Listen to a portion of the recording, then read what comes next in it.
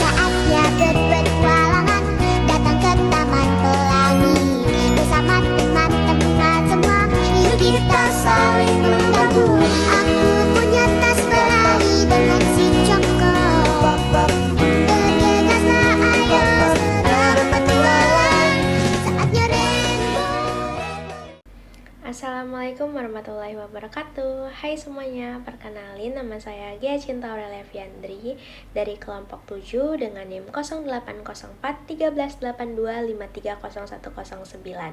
Jadi di sini saya akan menjelaskan tentang materi stem cell atau sel punca dewasa, peran terapeutik, keamanan, dan aplikasinya. Stem cell atau sel punca dewasa, peran terapeutik, keamanan, dan aplikasinya. Berikut nama-nama anggota dari kelompok 7. Apa itu stem cell? Stem cell adalah sel dasar yang belum memiliki fungsi khusus atau belum terspesialisasi, tetapi memiliki kemampuan untuk berkembang menjadi berbagai jenis sel tubuh. Memiliki kemampuan yang pertama itu ada self-renewal atau memperbanyak diri, dan yang kedua itu ada diferensiasi atau menjadi sel khusus. Menurut artikel, stem cell mampu memperbarui dirinya dalam jangka waktu lama tanpa kehilangan sifat dasarnya. Kemampuan ini membuatnya sangat penting karena dapat menggantikan sel yang rusak atau mati dalam tubuh. Jenis stem cell dewasa, yang pertama itu ada hematopoietic stem cell atau HSC, yang kedua ada mesenchymal stem cell atau MSC, yang ketiga ada neural stem cell, dan yang terakhir ada intestinal dan testicular stem cell. Penjelasannya, stem cell dewasa ditemukan di berbagai jaringan tubuh. Setiap jenis memiliki fungsi spesifik. Misalnya HSC untuk pembentukan sel darah, sedangkan MSC untuk regenerasi jaringan seperti tulang dan otot. Peran dalam terapi digunakan dalam pengobatan regeneratif. Contohnya itu leukemia, limfoma, multiple myeloma. Penjelasan menurut artikel itu menjelaskan bahwa transplantasi stem cell, khususnya HSC, adalah salah satu terapi paling awal dan berhasil. Terapi ini digunakan untuk mengganti sel darah yang rusak akibat penyakit atau kemoterapi. Mesenchymal stem cell. Yang pertama itu memperbaiki jaringan, jantung, dan paru-paru. Terus itu ada potensi terapi stroke, diabetes, dan multiple sclerosis. Penjelasannya itu MSC menjadi fokus penelitian karena kemampuannya memperbaiki jaringan dan mengurangi peradangan. Terapi ini juga digunakan transplantasi autologus atau dari tubuh sendiri, sehingga resiko penolakan lebih kecil.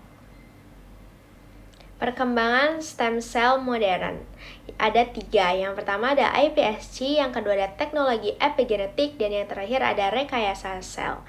Penjelasannya, penemuan iPSC membuka peluang besar karena sel biasa dapat diprogram ulang menjadi stem cell.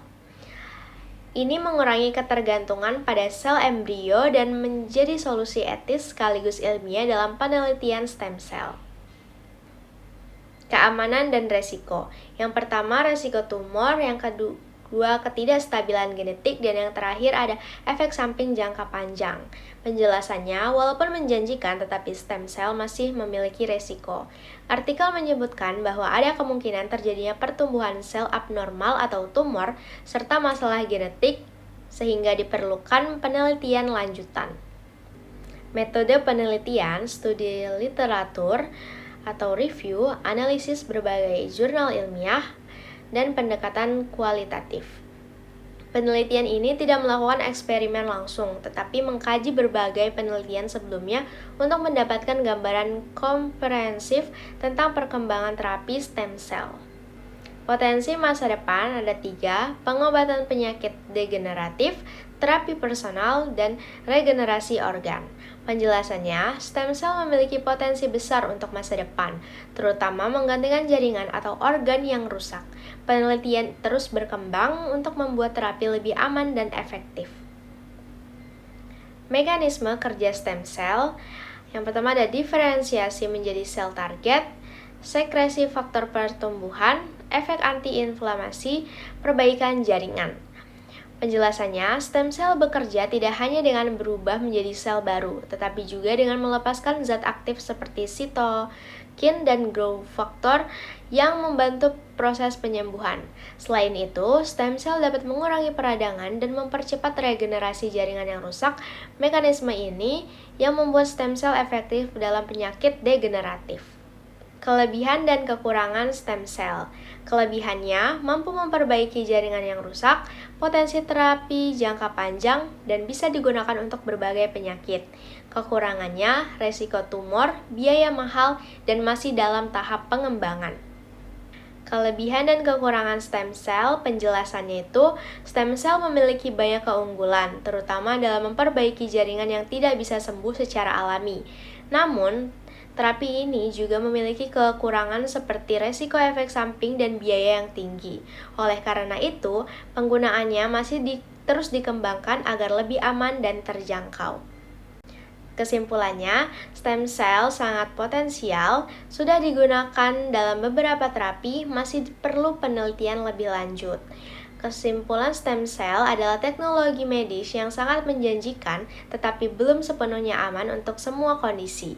Pengembangan lebih lanjut diperlukan agar dapat digunakan secara luas di dunia medis.